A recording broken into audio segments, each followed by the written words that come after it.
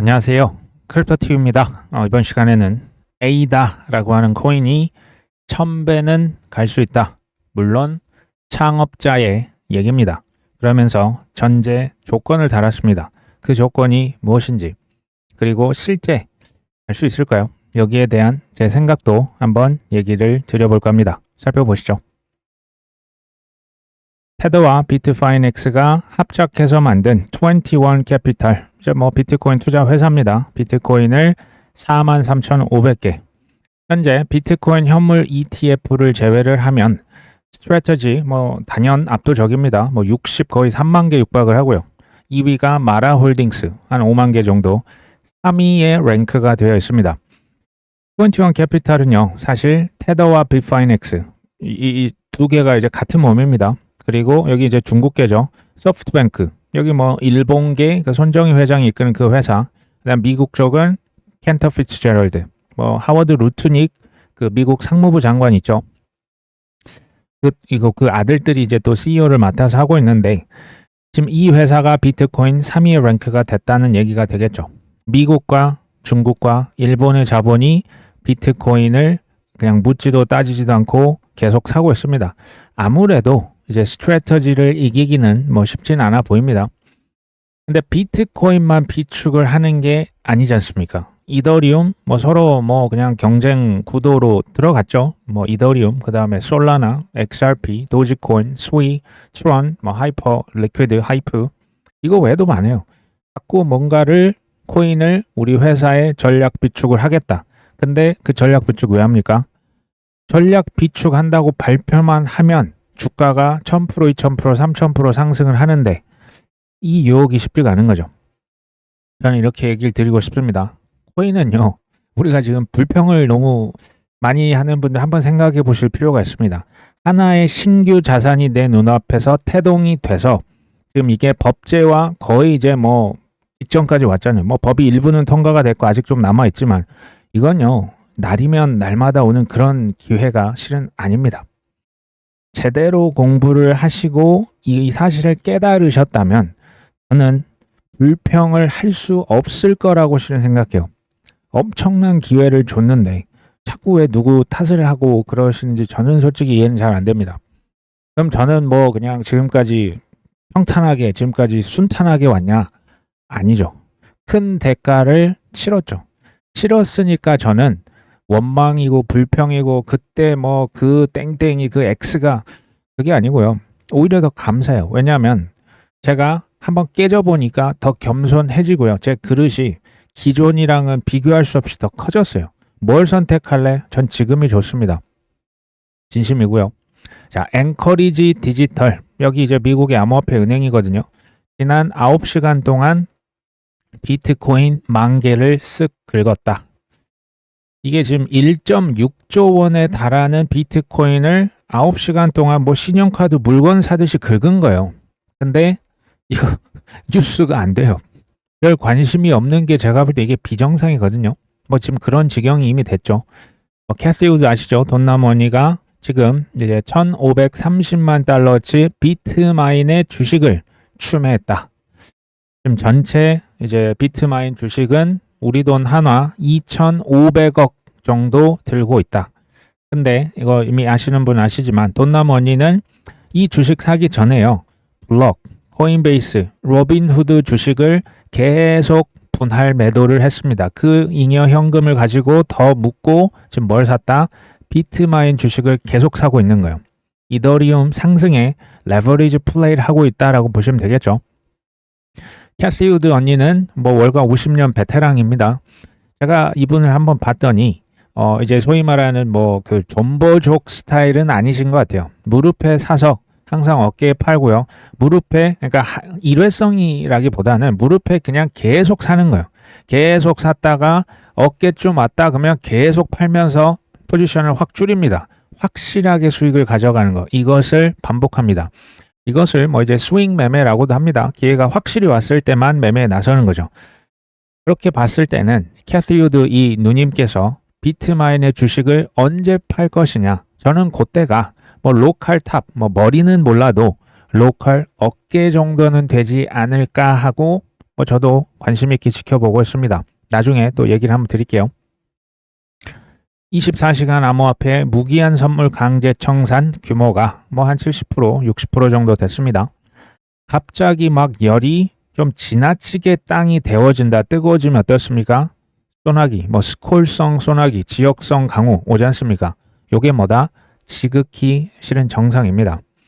지금 그리고 재밌는 게 이더리움 언스테이킹 대기하고 있는 줄에 74만 명이 기다리고 있다라고 합니다. 이게 역대 최대치를 기록했어요. 불과 2주 전만 해도 일 평균 1000명도 안 됐다라고 합니다. 근데 지금 74만 명이 내 이더리움 내놓으세요. 줄 서서 기다리는 거예요. 대기열 급증 이유가 있겠죠. 그 이유로 아베 또는 에이브라고 하는 디파이에서 보니까 돈을 그렇게 빌려서 투자하는 사람이 많다라고 지금 얘기가 나오는 거예요. 차입 금리와 관련된 유동성 쇼크 때문이다. 그러니까 돈 빌렸는데 돈 빌렸으면 이제 갚아야 될 거 아닙니까? 근데 지금 이제 빌렸을 때, 그러니까 지금 이 이더리움 가격 오를 때 이거 빨리 팔아가지고 빚도 갚고 이자도 갚고 해야 되는데, 그러니까 지금 줄 서서 번호표 뼈고 지금 내 이더리움 내놓으세요 지금 하고 있는 거죠. 고래도 이제 대출로 많이 이게 4848 하거든요. 근데 저나 우리 오후에 같은 채널입니다. 방송하는 동생이나 B2다 레버리지다 이거 반대를 아무리 외쳐도 인간의 본성이 변할까요? 전 안 변한다라고 보거든요. 전 세계 이렇게 한방러들이 굉장히 많아요. 그러니까 단기 급등을 하면요. 이게 이제 조정이 오고 풀백이라고도 하고 이제 횡보라고 하잖아요. 막 이렇게 옆으로 가고 하는 것은 너무나 이게 자연스러운 겁니다. 이게 엄청난 하늘이 무너질 일이 전혀 아니에요.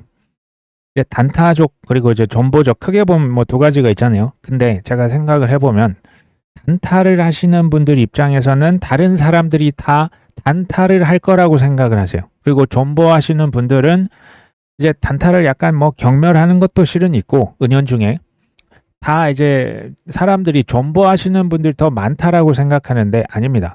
생각보다 상대편에 있는 사람들이 되게 많아요. 그러니까 내 이 생각대로 시장이 흘러가지 않을 수 있다라고 하는 것을 항상 머리에 두시고 겸손하게 임하는 게 저는 훨씬 결과가 좋다라고 봐요. 또 하나의 흐름을 타이거 리서치에서 얘기를 합니다. 비트파이, 비트코인 파이는 피할 수 없는 흐름이다. 기관 수요가 늘어날 것이다. 비트파이는 쉽게 말하면 비트코인을 뭐로 합니까? 담보로 해서 대출해주죠. 그 다음에 스테이킹, 누구는 이자를 받고 누구는 이자를 내고, 요거 이제 해가지고 수익을 창출하는 모델이 되겠습니다.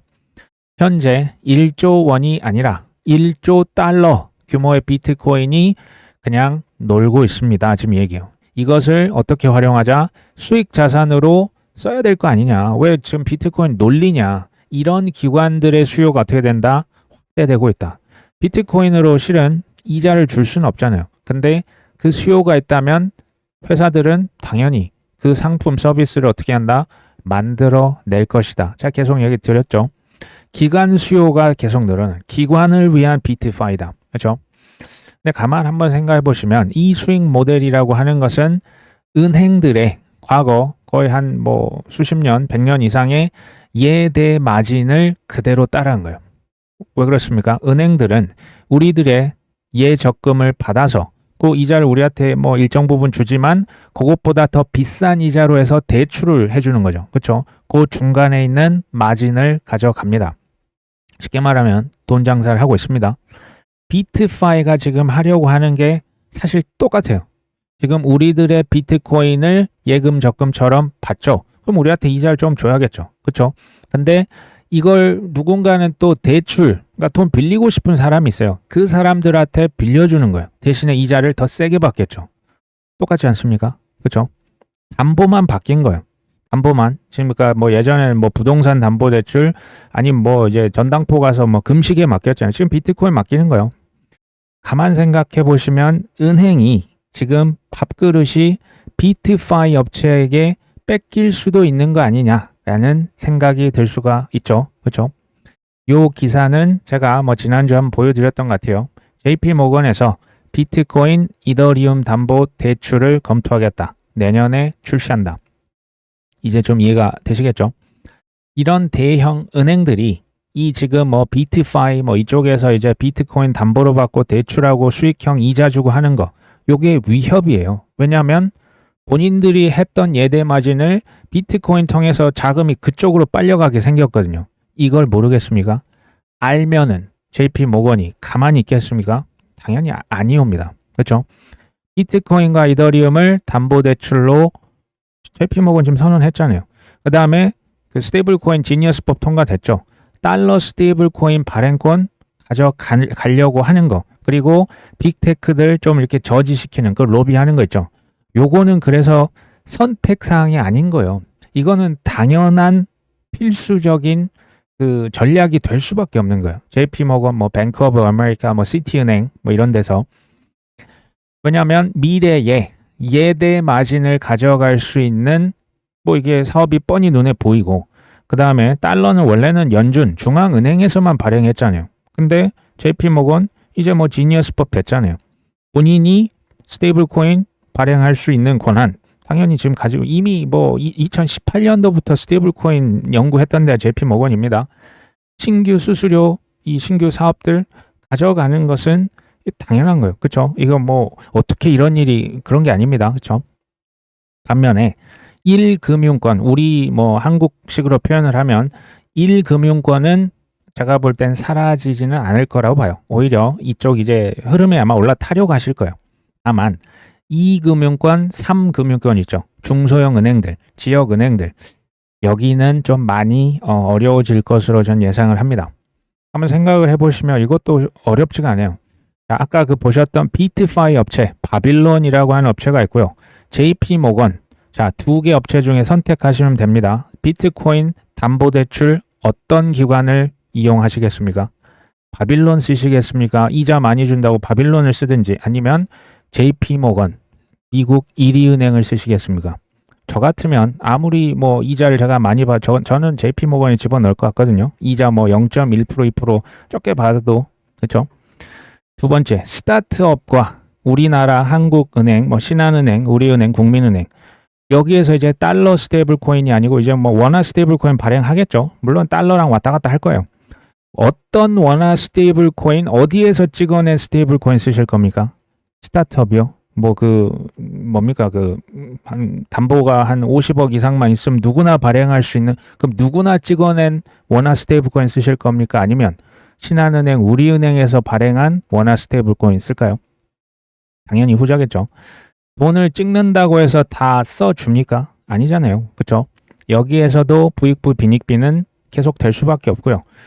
블랙락, 피델리티, 뭐 JP 모건, 뱅크 오브 아메리카, 그리고 달러 스테이블 코인, 뭐 아마존, 저기 월마트, 이런 데서 찍어내는 거 쓰지 않겠냐라는 거예요. 뭐 듣보잡 업체, 뭐 기준 조건 충족해서, 충족하면 뭐 합니까? 안 써주는데. 그렇겠죠. 월스트리트 저널이 트럼프 압박에 연준 내부 분열이 심각하다. 뭐 지금 재밌습니다. 계속 비둘기파. 예전에는 둘 다 강성 매파였어요. 뭐 크리스토퍼 월러, 미셸 보먼. 지금 다 트럼프 대통령이 임명을 했는데, 임명을 한 다음에 다 그냥 슈퍼 비둘기파로 지금 다 이미 변했습니다.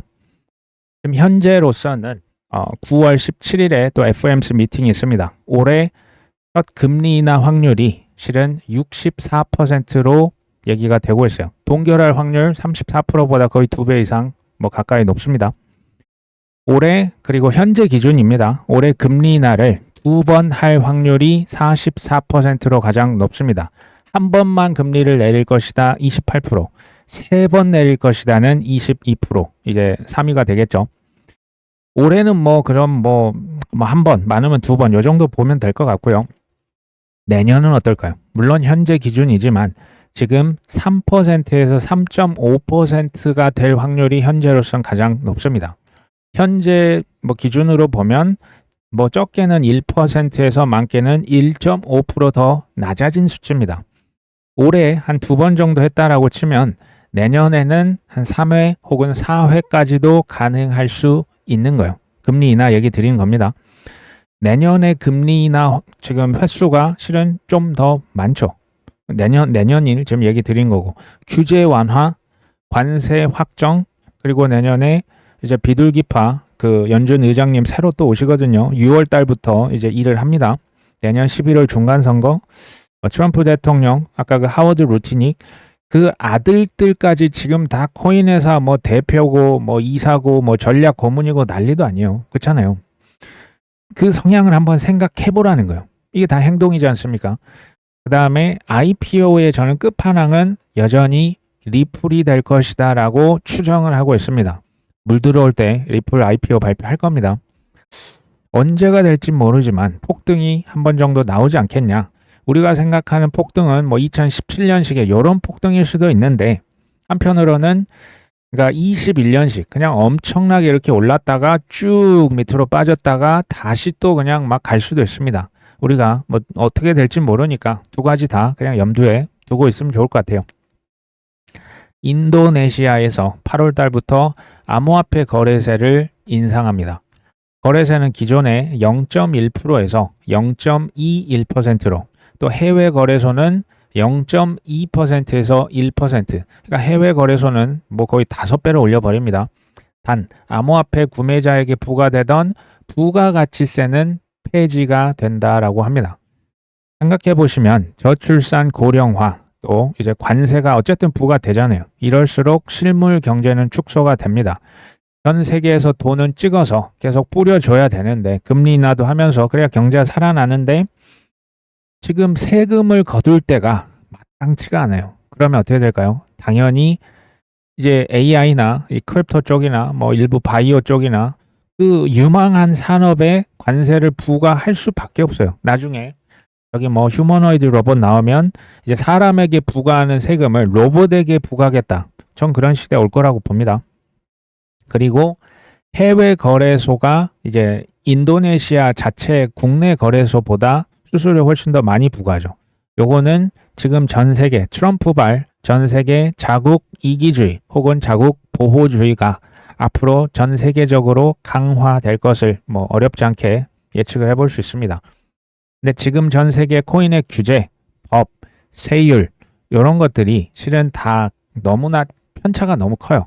일본은 최대 수익률 거의 뭐 그 세금이 55%거든요. 뭐 유럽도 미국도 지금 만만치가 않아요. 근데 저는 이 세율이 대략 한 20%에서 25%요 사이 어느 때로 지금 그 세율 얘기를 드리는 겁니다. 우리나라도 아마 뭐 한 22% 전후가 되지 않을까. 물론 저 27년부터 현재는 이게 부과가 되는 걸로 알려져 있죠. 카프라고 하는 글로벌 코인 정보, 그러니까 거래 내역 이런 것들을 전 세계 서로 공유를 해줄 수밖에 없는 시스템이 2027년도부터 이제 발의가 됩니다. 시작이 돼요. 그때부터는 탈세가 원천적으로 봉쇄가 될 수가 있습니다.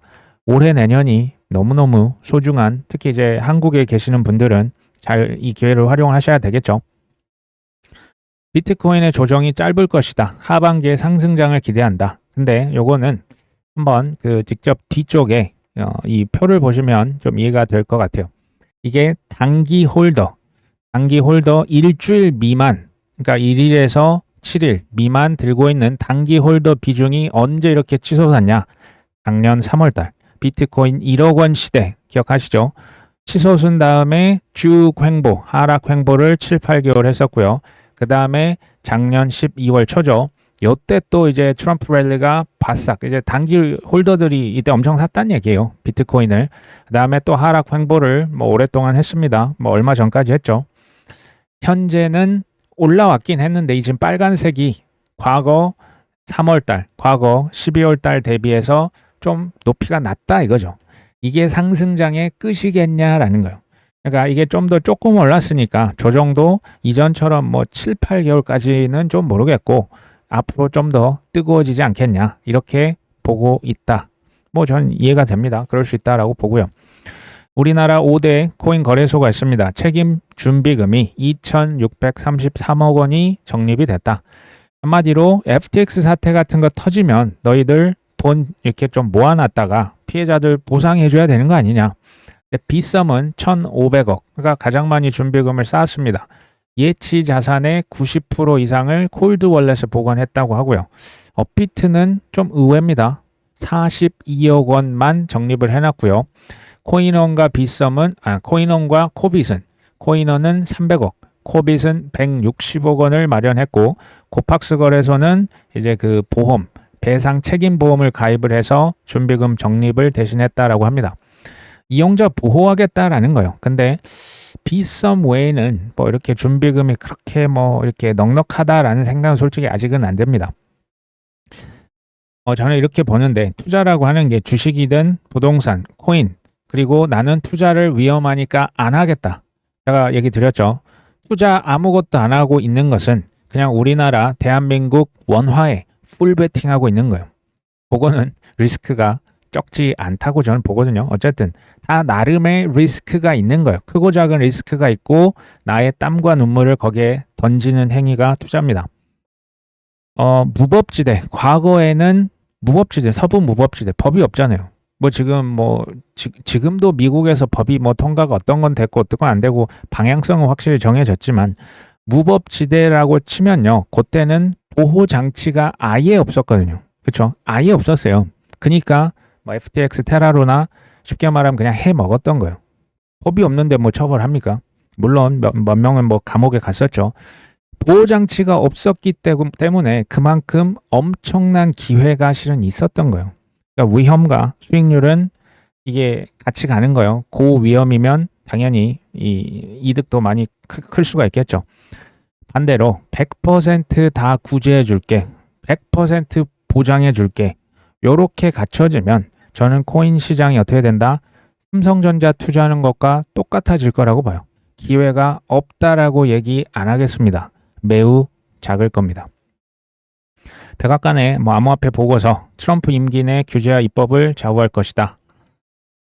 지금도 이게 보고서 이제 곧 지금 저는 이 결과를 모르는데 미국 시간 30일, 그러니까 우리나라는 31일 어느 때쯤에 이게 이제 발표가 될 겁니다.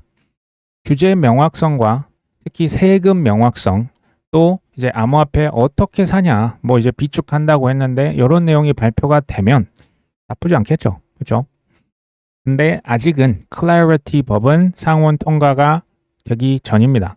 코인 분류하는 법이죠. 통과가 이제 시간의 문제라고 봅니다. 그리고 아직까지는 이렇다 할 세금 관련 정책을 발표한 건 아니에요.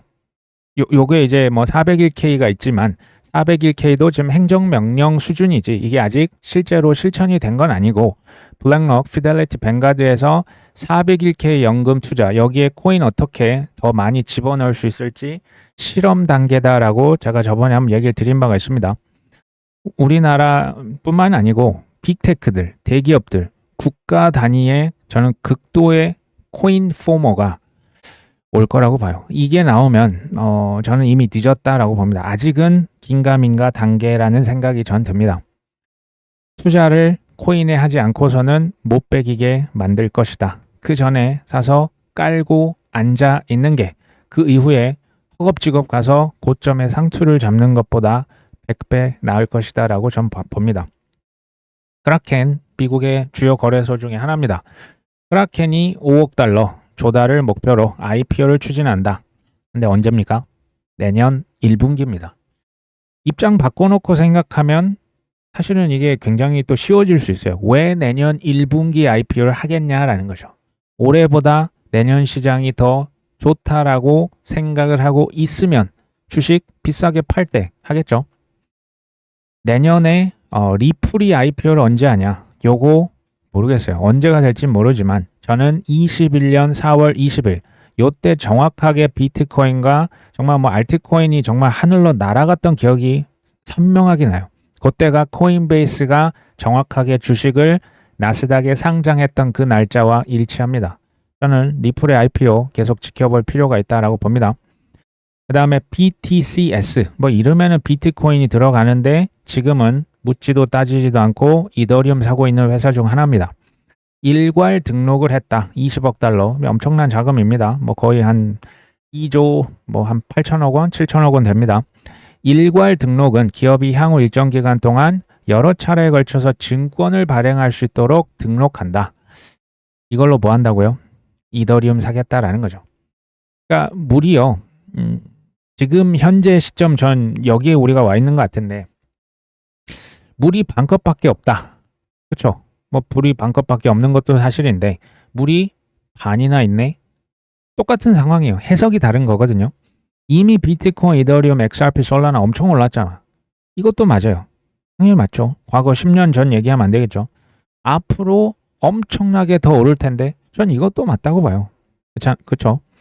저는 이런 지금 증거들이 전 이왕이면 긍정론자가 되자는 주의고 앞으로 더 많이 오를 뭐 지금 정황들이 지금 너무 많아요.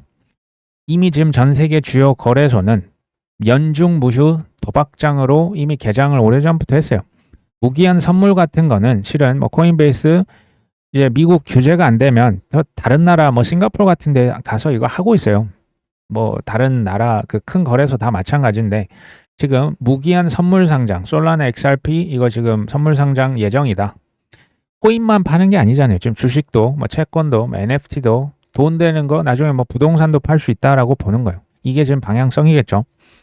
SEC에서 최근에 블랙록 그 IBIT 비트코인 현물 ETF의 옵션 포지션의 한도 금액 상향 승인을 했는데요. 10배 승인했어요. 25,000에서 이제 25만까지 이제 금액을 상향한 거겠죠. 생각해 보시면 비트코인은 이제 상품입니다. 그냥 현물이죠.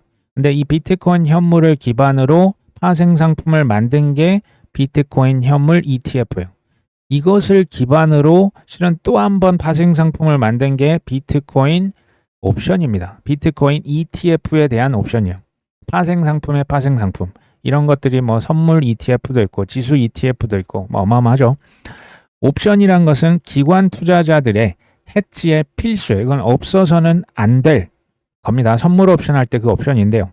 요것을 한도를 지금 10배를 늘려줬다라고 하는 게 지금 뭘 의미하냐면 비트코인 및 코인 시장에 엄청난 자금이 기관 자금이 더 들어올 것이 뻔히 보인다. 그러니까 그 지금 물 들어오기 전에 지금 댐을 10배 더 키워놓은 거예요.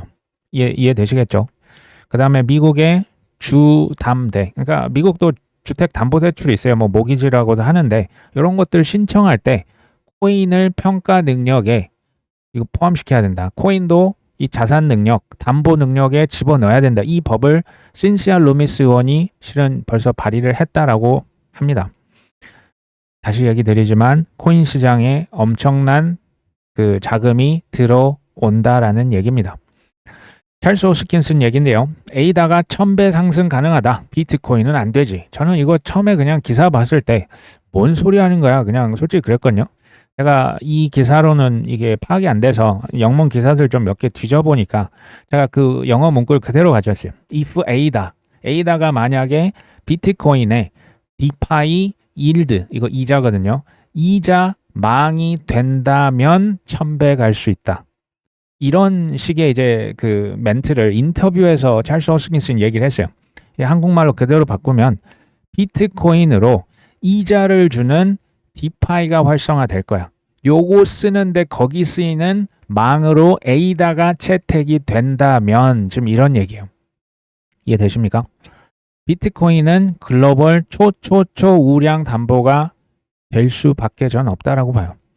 더 이제 풀어서 얘기 드리면 비트코인은 국가 단위, 기관 단위 이제 부자들이 뭐 무역을 하거나 뭐 투자를 하거나 경제 활동을 할 때 요거를 그 어디에 이제 맡겨놓고 최후 담보물로서 이 비트코인을 활용하는 거죠. 대출할 때도 이거 기반으로 이제 계속 돈을 찍어낼 수도 있고 이제 화폐량도 더 늘어나겠죠. 전제는 있습니다. 비트코인은 수량이 딱 정해져 있지만 법정 화폐는 어쨌든 무제한 찍을 수밖에 없다라는 전제 조건이 일단 깔려 있는 거고요. 여기에 이제 가설이 나오는 거예요. 가설이 뭐냐? 비트코인은 담보로 맡겨놓고 이걸 기반으로 글로벌 상거래도 하고 대출도 하고 투자도 하고 경제 활동을 그 각종 파생 상품 만들어서 글로벌 유동성 파티를 한다 안 한다 할 것이다 라고 보고 있는 거예요. 이게 가설입니다. 여기서 그 모든 글로벌 거래량을 A다라고 하는 알트코인 망이 독식한다면 특히 이자를 주는 비트코인 비트파이 아까 얘기 드렸죠. 그 망으로 메이저로 A다가 들어가 준다면 1000배 오를 수 있다. 그러면 1000배 갈 수 있죠. 그렇죠? 근데 제 개인적인 의견은 거래량 그러니까 그 비트코인 뭐 여러 가지 그 경제 활동, 투자 활동, 무역 활동이요. 에이다가 독식을 하기보다는 저는 뭐 이더리움 혹은 이더리움 레이어 2, 솔라나, 리플망, 스텔라망, 에이다망, 헤데라망, 아발란체망 등등등으로 나눠 가져갈 것으로 저는 뭐 예측을 합니다. 비트코인 레이어 2도 실은 있어요. 뭐 스택스도 있고 그렇죠. 이것을 가져가기 위해서 경쟁이 치열하겠죠. 정말로 그 망으로 채택이 되면 1000배가 가능할 것이냐? 에이다의 현재 시가총액 11입니다. 대략 우리 돈 40조 원인데요. 1000배라 하면 이게 4경원이 되는 거거든요.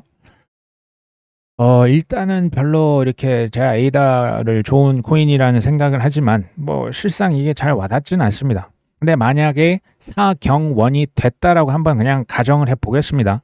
그러면요. 달러가 됐든 유로가 됐든 우리나라 원화 이런 것들 전 휴지 조각 수준이 될 수밖에 없다라고 봐요. 우리가 비트코인 12만 달러입니다. 금 1온수에 뭐 3,300달러입니다라고 하는 것은 전 세계 주요 자산들을 달러로 환산을 해요. 상대적인 가치라는 거예요. 상대적으로 달러가 짐바브웨 달러처럼 휴지가 돼버리면 반대로 모든 자산 가격은 폭등할 수밖에 없어요. 왜요? 달러의 가치가 빵이면 나머지는 무한되겠죠. 이해되시죠? 법정 화폐의 종말이 온다면 1000배, 10,000배, 100,000배 부르는 게 값이 될 수가 전 있다고 봐요. 짐바브웨 꼴 날 수 있다는 거예요. 단 폭등을 하려면 조건이 있습니다. 수량이 제한되어 있고 하지만 전 세계 폭발적인 수요가 계속 나온다면 뭐 이제 계속 올라갈 수 있겠죠. 전 이게 이제 비트코인이라 보는 거고요. 두 번째, 이거 알트입니다. 추가 발행량. 그러니까 뭐 솔라나 계속 찍잖아요. 이더리움 계속 찍어내는 거예요. 알트코인은 보통 계속 이제 특히 뭐 POS 계속 찍어내는 거예요. 그렇죠? 추가 발행량을 능가하는 전 세계의 망 수요가 계속적으로 나와줘야 돼요. 경쟁을 하겠죠. 치열하겠죠. 그렇죠? 근데 나중에는 결국에 이제 좀 몇 가닥 이제 위너들이 결정이 전 될 거라고 봅니다. 어떤 망이 근데 끝까지 생존을 해서 이제 뭐 독과점을 만들 것이냐. 요거는 실은 전 어려운 질문이라고 보는 거예요. 잘 모르지만 이더리움, 솔라나, XRP 정도는 살아남아서 파일을 나눠가지 않겠냐라고 보고 있는 거예요.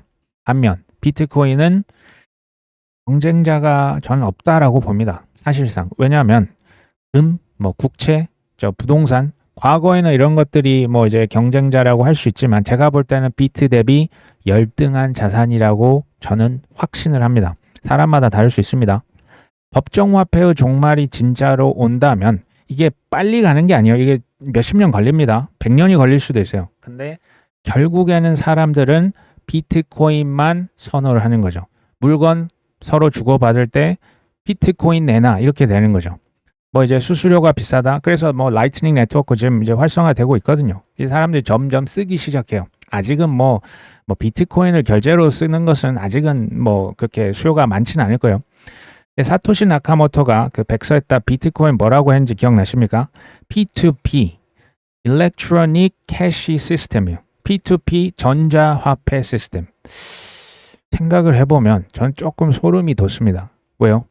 비트코인이 사람들이 맨날 예전에 의심했던 게 뭡니까? 야, 커피 한 잔 이거 결제하는데 뭐 주문할 때 다르고 커피 받을 때 가격이 다르면 이거 되겠어? 될 수도 있을 것 같아요. 물론 지금 당장은 아니겠죠. SEC에서 비트코인, 이더리움 현물 ETF 현물 상환을 승인을 했다. 우리 같은 일반인들이 보기엔 도대체 이게 뭐 현물로 바꿔주는 게 뭐 그리 대수야. 대수가 실은 맞습니다. 보시면 이 지금 결정은 적절한 규제 체계, 이게 세금의 효율성, 시장의 유동성, 이거는요 자산 운용사 그리고 우리 같은 투자자 모두에게 엄청난 도움이 실은 돼요. 돈도 그렇고 이제 여러 가지 절차적으로 번거로운 것도 그래요. 이거 원래 허용 안 했었거든요. 이거 이번에 결정을 바꾼 거죠. 이것으로 인해서 더 저렴하고 효율적인 상품 운영이 가능해져서 투자자들이 수혜를 받을 것이다. 비트만 지금 현물 상환입니까? 비트코인, 이더리움도 된 겁니까? 지금 뭐 비트, 이더밖에 없으니까 이 두 개 한 거예요. 그러면 나중에 현물 ETF 승인되는 알트코인들 현물 상환 할까요? 안 할까요? 당연히 되겠죠. 그리고 SEC는 그레이스케일의 라이트코인 ETF 심사 기한을 오는 10월 10일자로 연기를 시켰습니다. 갑자기 또 이렇게 뒤로 밀리는 느낌이 듭니다. 솔라나도 10월 10일로 제가 알고 있거든요. 우리의 이제 투자자들이 항상 조바심이 이거예요. 금리 인하 한다며 언제 하는 거야? 법 통과 됐다며. 근데 왜 클래리티는 아직 이거 뭐 깜깜 무소식이야. 알트코인 현물 ETF 된다며 또 10월로 미루는 거야? 과거 생각해 보십시오. 리플 소송 4년 지금 뭐 거의 5년 그쵸? 달러 스테이블 코인 전 22년도에 이거 통과될 줄 알았어요. 그 법이. 그때 뭐 지니어스 법이라는 얘기가 없었죠. 생각보다 되게 오래 걸립니다. 그쵸? 그러니까 이런 느낌인 거예요. 9월 달에 되겠지 뭐. 금리 인하? 9월에 되지 않아? 뭐 아니야? 그럼 10월이야?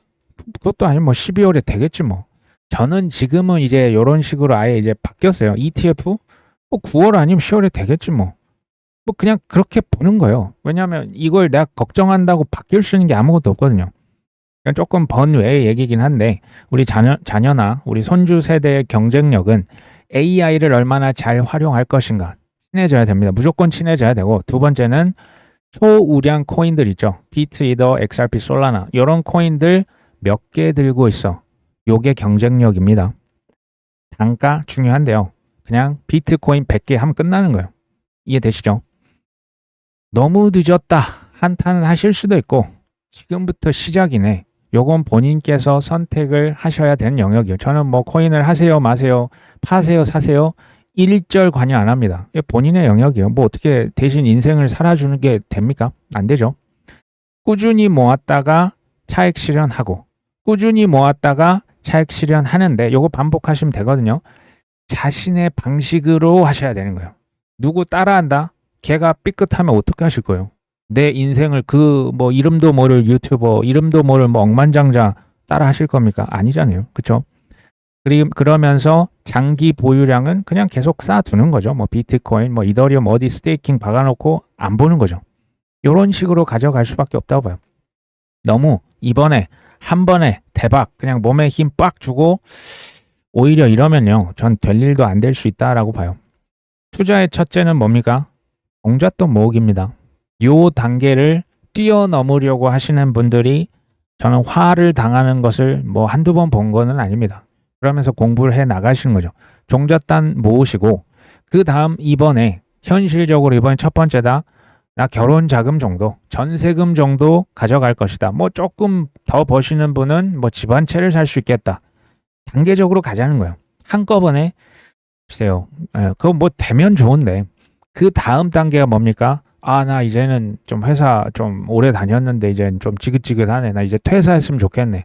노후 보장이 됐으면 좋겠네. 이 단계 뭐 생각만 해도 아름답죠. 그 다음 단계 이제는 이제 완전한 자유. 그러니까 돈으로부터 시간으로부터 자유. 한 단계씩 가자는 거예요. 이거 이제 막 뛰어넘으려고 선물 옵션 하시는 거 아니에요? 레버리지 하시는 거 아닙니까? 그렇죠? 확정된 미래임에도 불구하고 실패 이유 1위는요. 저는 당연히 조바심 맞습니다. 조바심 때문에 그르치는 거예요. 이게 다른 얘기로 하면 탐욕을 절제를 못하는 거예요. 이 눈앞에 이게 막 그 뭐 몇십억이 왔다 갔다 해버리면 사람이 사실은 이성을 잃는 게 정상이라고 전 봐요. 탐욕을 어떻게 절제를 하냐? 돈이 저는 최종 목표 또는 1순위가 되면 안 된다라고 생각해요. 근데 뭐 요거는 전혀 다른 주제니까 종종 생각날 때 공유를 드리도록 하겠습니다. 여름입니다. 좀 너무 많이 덥죠. 건강 관리 잘 하시고 그냥 꾸준히 바이더딥 하시고 좀 뭐 기다려 보시죠. 오늘 방송은 여기까지 합니다. 끝까지 시청해 주셔서 감사합니다.